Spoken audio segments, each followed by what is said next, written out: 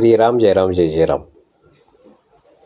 महाराष्ट्रात होऊन गेलेले महान संत श्री ज्ञानेश्वर महाराज, श्री तुकाराम महाराज, श्री समर्थ रामदास स्वामी, श्री एकनाथ महाराज आदी संतांच्या मांदियाळातून शोभून दिसतील अशा संतांपैकी एक म्हणजे श्री ब्रह्मचैतन्य गोंदवलेकर महाराज.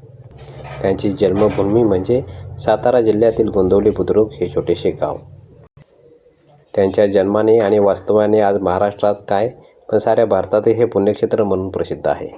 श्री महाराजांच्या घराण्यात पंढरीची, पांडुरंगाची भक्ती आणि वारी 7 पिढ्या चालत आलेली होती.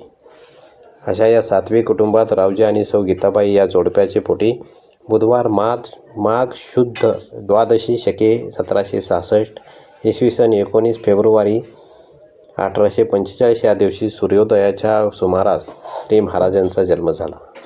त्यांचे आजोबा लिंगोपंत आणि सौ राधाबाई यांना तर अत्यानंद झाला. पाळण्यात नाव गणपती असे ठेवले. हे गौरवर्णी गुटगुटीत बाळ, आनंदी बाळ साहजिकच सर्व प्रिय झाले. बाळ थोडे मोठे होताच त्यांच्या अंगचे अलौकिक गुण प्रगट होऊ लागले. भगवत भजनाची अतोनात आवड, एक पाठीपणा, तसेच अन्नदानाचे अतीव प्रेम आणि दीनदुबळ्यांचा कळवळा पाहून आजोबा धन्य झाले. पुढे योग्य वेळी मुंज झाल्यावर गणूने उपाध्यायांकडून त्यांची सारी विद्या अगदी अल्पावधीत आत्मसात केली. अध्यात्माची ओढ वाढतच होती आणि अखेर 9व्या वर्षी 2 सोबत्यांसह गणूने गुरुशोधार्थ घरातून पलायन केले. पण त्यांचा लवकरच शोध लागला आणि हा प्रयत्न विफल झाला. 11व्या वर्षी गणूचा विवाह करण्यात आला. त्यानंतर लवकरच आजी व आजोबा दोघेही स्वर्गवासी झाले.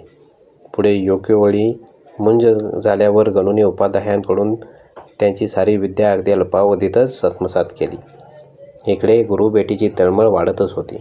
त्यांच्या ठिकाणी जन्मतः अत्यंत तीव्र अध्यात्मवृत्ती होती व श्री एकनाथ महाराज व श्री समर्थ रामदास स्वामी यांच्याप्रमाणे अगदी लहानपणापासून आपल्या जीवित कार्याची स्पष्ट जाणीव त्यांना होती.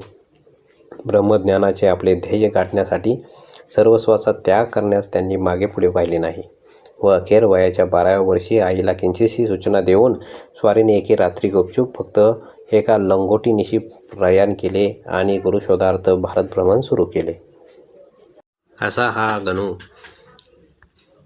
गणूचा ब्रह्मचैतन्य गोंदवलेकर महाराज कसे झाले हे आपण पुढच्या व्हिडिओमध्ये पाहणारच आहोत.